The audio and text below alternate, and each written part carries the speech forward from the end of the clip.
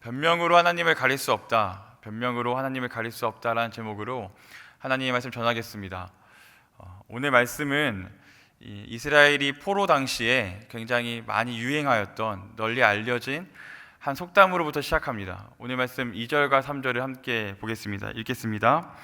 너희가 이스라엘 땅에 관한 속담에 이르기를 아버지가 신 포도를 먹었으므로 그의 아들의 이가 시다고 함은 어찌 됨이냐. 주 여호와의 말씀이니라. 내가 나의 삶을 두고 맹세하노니 너희가 이스라엘 가운데에서 다시는 이 속담을 쓰지 못하게 되리라. 아버지가 신포도를 먹었는데 아들의 이가 시다 함이다. 여러분 참 재밌는 표현이지 않습니까?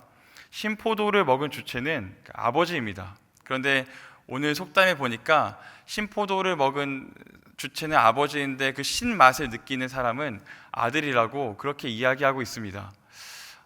이 속담은 당시에 꽤나 유행하고 대중적으로 많이 알려졌던 것으로 보입니다. 예를 들어서 예레미야 31장 29절을 보면 예레미야 선지자도 동일한 속담을 인용하면서 당시 이스라엘이 형성하고 있었던 이 세계관을 비판합니다. 그리고 오늘 에스겔서 3절을 보면 에스겔 역시 예레미야와 동일한 입장을 취하는 것을 우리가 볼 수 있습니다. 그렇다면 대체 이 속담의 진의가 어떠하길래, 속담이 어떤 뜻을 함의하고 있길래 대중적으로는 많이 사용되어지지만 이 선지자들은 비난했을까요? 한번 그 뜻을 좀 살펴봤으면 좋겠습니다. 이런 뜻입니다. 신포도를 아버지가 먹었는데 아들의 이가 시다라는 표현은 바벨론으로 끌려온 백성들의 이 억울한 마음을 잘 대변해주는 속담이었습니다. 그러니까 쉽게 말해서 이런 겁니다. 바벨론에 끌려왔던 그 현 세대들은 자신들의 잘못과 범죄함이 전혀 없고 그 윗세대들, 그러니까 기성세대들의 범죄함과 그 타락함의 결과로 자신들이 바벨론에서 고난을 당하고 있다라고 생각을 했었습니다. 그러니까 이해가 되시죠? 이런 뜻입니다. 아버지라고 표현된 그 표현은 바벨론에게 멸망당할 때 그 유다에서 영향력 있는 위치에 있었던, 유다를 책임졌어야 됐던 그 위치에 있었던 기성세대를 의미하는 것이고, 이가 시린 아들은 그 고난을 지금 당하고 있는, 바벨론에서 가장 큰 질고를 당하고 있는 현 세대를 의미하는 겁니다. 현 세대들의 입장에서는 충분히 제기할 수 있을 만한 불평이었습니다. 왜냐하면 이들은 나라가 망할 당시에 공동체를 책임질 만한 위치에 있지를 못했습니다. 나라가 멸망할 때 이들은 유년 시절이었거나 청소년 시절이었습니다. 그러니까 나라가 멸망한 것을 그저 목도할 수밖에 없었던 입장이었습니다. 그리고 이제는 좀 나이가 장성하여서 국가와 공동체와 시대를 대변하고 책임질 수 있을 만한 나이대에는 이미 이들은 바벨론에서 질고를 당하고 권리를 박탈당한 다음이었습니다. 그러니 더 이상 기회는 없는 것 같고 이들은 이방 땅에서 평생을 고생하다가 죽을 것만 같으니까 이러한 식의 불평을 펴놓는 겁니다. 하나님께 탄원하는 거죠. 우리의 죄가 전혀 없는데 조상들의 죄로 인해서 우리가 여기서 망하게 되었구나. 우리는 죄가 없는데. 그런데 여기서 우리가 한번 잘 생각해 보아야 합니다. 이 속담이 정말 이야기하려고 하는, 이 속담이 정말로 이렇게 전해지고자 하는 대중들의 마음은 무엇이었냐면 단순한 현실에 대한 자기 한탄이 아니었습니다. 이 속담이 가지고 있는 불평을 한꺼풀 벗고 그 안으로 들어가 보면 거기에는 하나님에 대한 강력한 불만과 불신이 있음을 우리가 알 수 있습니다. 그러니까 이런 거죠. 하나님, 저는 아무런 죄가 없습니다. 저는 지은 죄가 없고 우리의 세대는 깨끗합니다. 그런데 기성세대가 범죄한 것을 통해서 우리를 이렇게 고난에 이끄시는 것은 하나님 너무 불공평한 거 아닙니까? 우리는 죄가 없는데 기성세대의 범죄함으로 우리를 이렇게 이끄시는 하나님은 참 불공평하십니다. 이러한 식의 하나님에 대한 불만과 불평이 그 기저에 깔려 있었습니다. 그리고 이것은 곧 그 시대를 규정짓고 지배하는 시대 정신으로 형성되었습니다. 그러니까 이스라엘 백성들의 잘못이 무엇입니까? 하나님에 대한 상이 틀렸다는 겁니다. 하나님에 대한 상을 바르게 하고 있지를 못했습니다. 이에 대해서 에스겔은 하나님의 말씀을 인용하면서 4절과 같이 대변합니다. 우리 4절 말씀을 함께 읽겠습니다. 모든 영혼이 다 내게 속한지라 아버지의 영혼이 내게 속함같이 그의 아들의 영혼도 내게 속하였나니 범죄하는 그 영혼은 죽으리라. 여기서 이 영혼이라는 단어는 다른 그 구약 성서의 본문에서는 보통 사람, 목숨, 생명 이런 식으로 번역되어져서 쓰여집니다.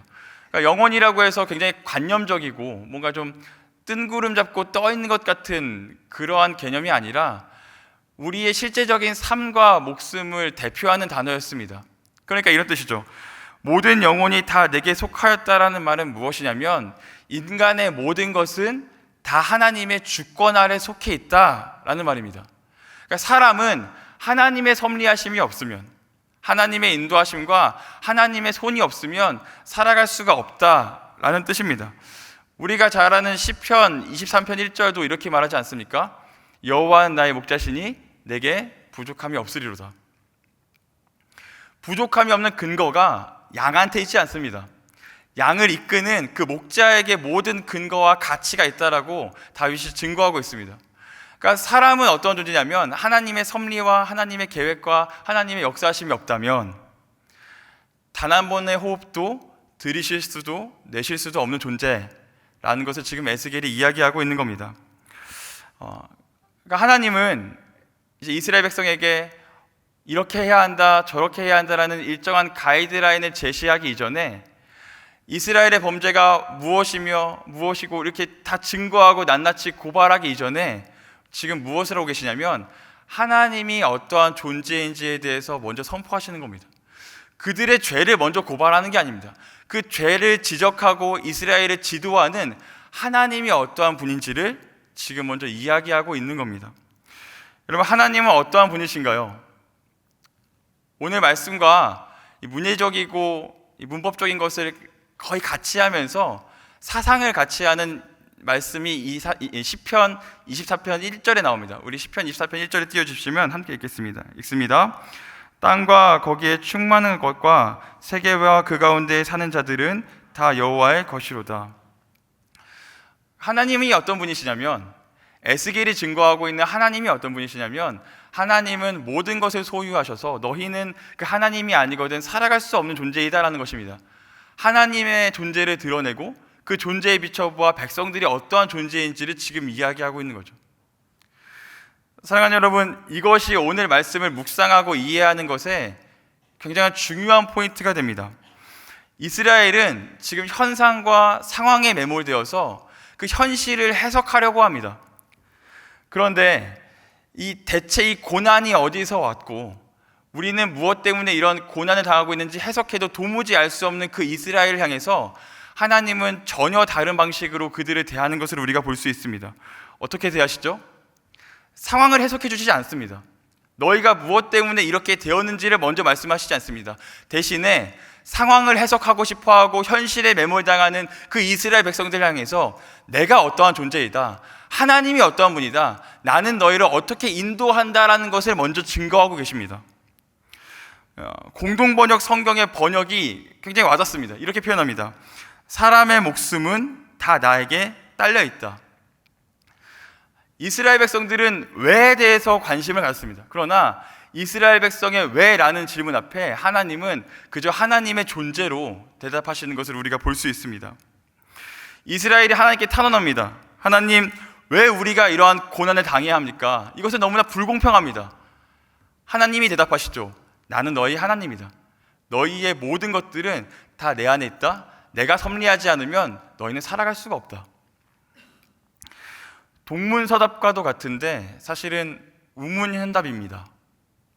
그렇습니다. 우리는 때로 현상에 대해서 질문할 때 하나님은 그냥 하나님 존재로서 우리에게 대답하실 때가 많은 것 같습니다.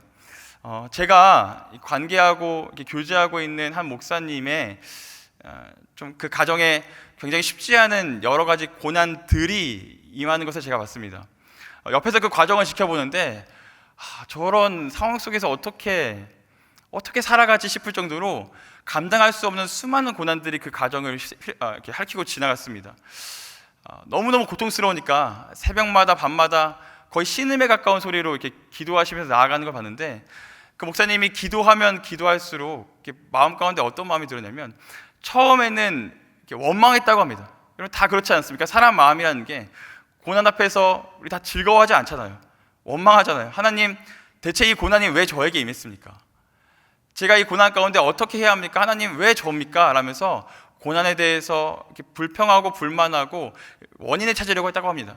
그 다음 단계는 뭐냐면 그 고난에 대해서 해석하려고 했다고 합니다. 이 고난이 나에게 이러한 유익이 있을 거야 라던가, 혹은 이 고난에 대해서 하나님이 나에게 이런 것을 원하실 거야 라고 하는 어떤 해석들을 하려고 했다고 합니다. 그런데 그 고난에 대해서 기도하고 기도할수록 마음에 짙어지는 사실은 무엇이었냐면, 하나님이 귀에 들리듯 마음 가운데 선명하게 주어주시는 말씀 한 구절이 있었는데 그게 이것이었습니다. 마태복음 16장 16절에 나오는 베드로의 고백입니다. 주는 그리스도시요 살아계신 하나님의 아들이십니다. 여러분 생뚱맞지 않습니까? 고난을 당하고 있으면 뭐 적어도 여호수아 1장 9절 같은 강하고 담대하라라던가, 아니면 아까 읽었던 우리 시편 23편에 내가 사망의 음침한 골짜기 길을 다닐지라도라는 식의 어떤 위로가 있어야 될 것 같습니다. 그런데 이상하게 이 목사님이 기도하면 기도할수록 마음에 선명해지는 것은 주는 그리스도시요 살아계신 하나님의 아들이십니다 라는 고백이었습니다. 그리고 이 고백이 사실상 가장 큰 은혜가 되었다라고 그렇게 말씀하시더라고요. 그러니까 이런 겁니다. 그 고백이 깊어지면 깊어질수록 자기 안에 이런 새로운 고백이 시작됐다고 합니다. 그렇습니다. 주님, 상황과 관계없이 하나님은 하나님이십니다. 나의 고난과 고통에 내가 매몰되지 않고 하나님은 주님이시고 그리스도시고 하나님이심을 고백합니다. 그러자 어떤 일이 발생하냐면, 이전까지는 상황과 환경이 너무 중요했습니다. 그래서 상황과 환경에 매몰당했습니다. 그런데 그 고백이 짙어지자 이제는 상황이 보이지 않고 하나님이 보이기 시작하더랍니다. 여러분, 이스라엘 백성들은 상황과 환경과 현실에 매몰당해서 하나님을 보지 못했습니다. 요한복음 9장을 보면 선천적으로 시각장애를 앓고 있는 그 장애인을 향해서 제자들이 예수님께 물어봅니다. 예수님, 저 자가 시각장애를 갖게 된 것은 누구의 책임입니까? 저자의 죄입니까? 선조의 책임입니까? 우리 주님이 제자들에게 대답하십니다. 하나님이 하시는 일을 나타내고자 하심이라. 그렇습니다. 상황이 중요한 게 아닙니다. 환경이 중요한 게 아닙니다. 우리가 처해 있는 어떠한 현실의 고통과 고난이 하나님보다 중요할 수가 없습니다. 상황 가운데 하나님이 원하시는 것이 무엇인지를 파악하고 따라가는 것이 중요합니다. 성도라면 일상의 문제에 매몰당할 것이 아니라 그 문제 가운데 하나님의 의도와 관심에 우리의 마음을 두어야 한다는 겁니다. 소망하기는 상황을 보지 않고 하나님의 의도와 관심에 우리의 모든 시선을 맞추는 저와 여러분 되기를 주님의 이름으로 축원합니다. 그렇다면 이스라엘을 향한 하나님의 관심은 무엇이었는가? 우리 9절 말씀에 나타나는데요. 9절 말씀 함께 읽겠습니다. 내 율례를 따르며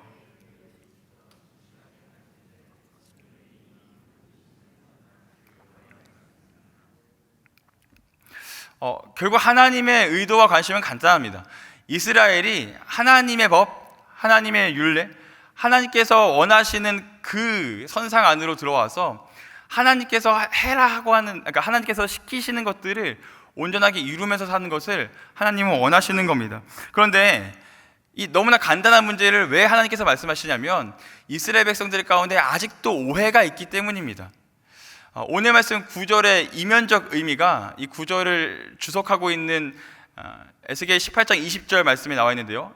18장 20절 말씀을 띄워주시면 우리 함께 읽도록 하겠습니다. 읽겠습니다. 범죄하는 그 영혼은 죽을지라. 아들은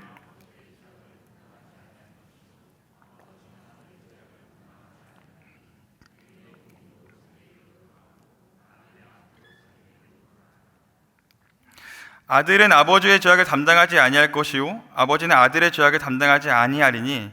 여러분, 이겁니다. 그러니까 이스라엘 백성들은 지금 계속해서 탄원하는 게 무엇이냐면, 하나님, 우리는 죄가 없습니다. 우리 세대에는 적어도 범죄하여서 이만한 고난의 짐을 안을 만한 죄를 지은 적이 없습니다 라고 탄원하지만 하나님의 진단은 다릅니다. 하나님은 뭐라고 이야기하시냐면, 지금 너희가 겪고 있는 현실의 모든 고난은 기성세대로부터 비롯된 것이 아니라 너희 세대로부터 창궐한 것이다 라고 지금 말씀하고 있는 거죠. 그러니까 이스라엘이 오해하고 있는 겁니다. 하나님에 대해서도 오해하고 있고 자신에 대해서도 오해하고 있는 겁니다. 자신들도 충분히 그 기성세대만큼 범죄하고 있는데, 자신들도 유다가 멸망할 때만큼 훨씬 더 큰 범죄함들로 자신들을 둘러싸고 있는데 지금 자기를 둘러보고 있지 못하다는 겁니다. 자기를 객관화하고 있지 못하다는 거예요. 우리말에 똥 묻은 개가 겨 묻은 개 탓한다, 똥 묻은 개가 겨 묻은 개를 나무란다라는 표현이 있지 않습니까? 딱 지금 그 모양입니다. 자신들의 행위와 자신들의 상황을 돌아보지 못하고 기성세대의 탓으로 돌리면서 하나님을 가리우는 겁니다. 자신들도 이미 충분하게 범죄하고 있고 자신들도 이미 충분하게 심판을 받을 만한 어떤 행위들에 있음에도 불구하고 자신들은 돌아보지 못하고 역사 속에 있는 기성세대들의 범죄만을 탄원하고 있는 거죠. 하나님이 진단하십니다. 야, 그게 아니야. 너희도 충분히 돌아서야 돼. 하나님의 의도와 관심은 바로 거기에 있습니다. 여러분, 오늘 말씀을 묵상하고 적용하시면서 우리는 너무 쉽게 이렇게 이야기할지도 모르겠습니다. 하나님 앞에서 죄에서 돌이켜 하나님으로 돌아가겠습니다. 하나님이 원하시는 일들을 우리가 시행하면서 살아가겠습니다. 여러분, 에스겔서를 묵상하고 큐티를 하고 있는 분이라면 이런 식의 묵상이 매일같이 지속되어지고 반복되어지는 것을 경험하고 있는지도 모르겠습니다. 여러분, 그렇지 않습니까? 에스겔서 매일매일 묵상하시면서 힘든 게 뭡니까? 매일매일 죄에 대해서 고발하고 나는 돌아가겠다라고 고백하는데 매일같이 말씀은 다시 한번 돌아가라고 그렇게 이야기하고 있지 않습니까? 여러분, 우리가 여기서 잘 봐야 됩니다. 말씀은 단순히 우리가 윤리적이고 도덕적인 변화를 꾀해야 한다라고 말하고 있지 않습니다. 우리가 어떠한 일정의 변화의 수준을 이뤄서 진보하고 상승해야 된다라는 그런 이야기라는 것이 아닙니다. 좀 깨끗해져야 한다라는 것을 말하고 있는 것이 아닙니다. 이스라엘 백성이 참으로 오해했던 것은 무엇이냐면 하나님 앞으로 온전하게 나아가 관계하지 못했다는 겁니다. 그들이 그들의 죄를 왜 보지 못했습니까? 하나님하고의 바른 관계 안으로 들어가지 못했기 때문입니다. 하나님에 대한 오해가 있고 하나님에 대해서 제대로 인식하지 못하자 그들은 하나님에 대해서 오해하는 것을 넘어서서 자신들을 돌아보지 못한 거죠. 진짜 문제는 하나님과의 바른 관계 안으로 들어가지 못한 겁니다. 정직하게 자신의 모습을 하나님 앞에서 비춰보지 못한 겁니다. 그러니 이스라엘 백성들에게 남은 과제는 무엇입니까? 깨끗하게 살고 바르게 사는 것이 아닙니다. 하나님과의 바른 관계 안으로 들어가는 겁니다.